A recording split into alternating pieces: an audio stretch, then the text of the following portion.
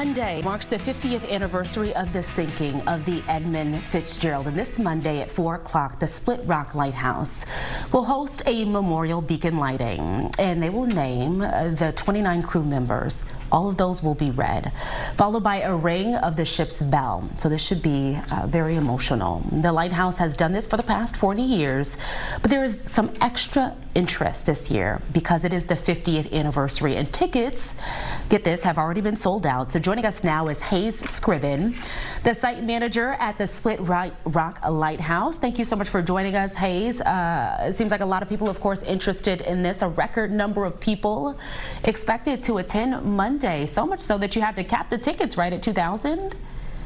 Yeah, we knew it was going to be a lot of interest with the event being the 50th, and for like a safety perspective and just like putting on the program level, we knew we had to cap the attendance at some level, and we figured last year we had 1,700 people at the site, and that was workable, and so we're like, let's put it at 2,000, and we should be good with that. Can you tell us a little bit about what can people expect on Monday if they're going? But there's also an opportunity too. If you're not going, you can watch this on a live stream too, right? Yeah. So on Monday, what we're doing is we're encouraging everybody to arrive as early as they can. All day we have special tours that are all geared around the Fitzgerald. They're guided tours around the site that talks about its last journey across the lake. We also have a special movie that we run within that talks about the Fitzgerald, its story, its building, and the fame behind it. And then we've got like some food stuff here. So if you're here all day, you can take that in, and then you've got the state park around us that you can hike in to take some time. But we got plenty to fill your day. And then at 4 o'clock is when we actually start the ceremony itself. And so we get everybody out on site, and then we go up and we do a little bit of introduction, and then we go through the muster of the last watch, where we have the Navy hymn being sung with a quartet group out of Duluth, and then we go through and read the names of the crew members, and then ringing a ship's bell with it, and then at the end we turn on Split Rock's beacon to help commemorate and cap off the night. Yeah, and the lighthouse is often associated with the Edmund Fitzgerald, but the lighthouse was not operational in 1975. So what is the connection here between the lighthouse and the ship's sinking? Yeah, we know some of the crew and their families lived up along the North Shore and down the South Shore into Wisconsin and Michigan. And the ship itself on November 9th, it passed by Split Rock. It wasn't an active station at the time, but it did pass by. And so we know there's a deep connection here. And for any of us that have spent time on Lake Superior, there's kind of this community around it. And so when something happens on the lake or near it, if it happened over in Michigan, we still feel it here. And that was the case back in 1975 as well. So that's why we're associated with it so much. And I think just the track record that we've had with the ceremony and what it means for everybody has just kind of really built that up even more. Were you guys surprised at all about the interest in this, 50 years later? Yeah, everybody gives Gordon Lightfoot a lot of credit for the shipwreck having the fame that it does and the staying power still 50 years later. We've been talking about the 50th anniversary, honestly, for the last, year and a half, 2 years, knowing that it was going to be a big event because we've seen the attendance trick up every year.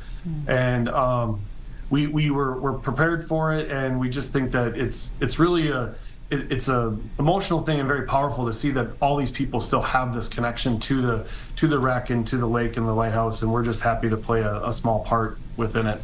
Yeah, have you guys been planning? I know you mentioned a year and a half. Have you guys been planning that long for this 50th, or what has the planning process looked like to get to Monday?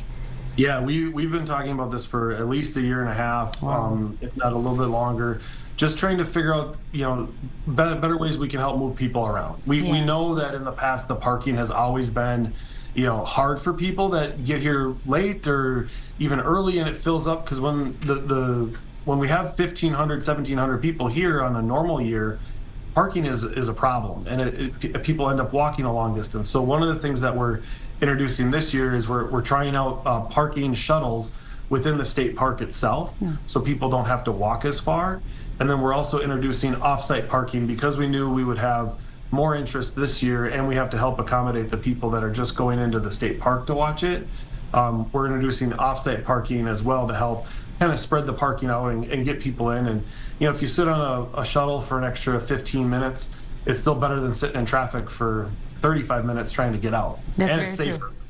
Now you're speaking our traffic language here.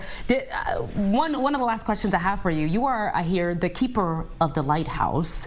What does that look like? What kind of jobs do you do with that title? Well, the fun answer that I give everybody is I wrestle bears every single day. Like that's what I do.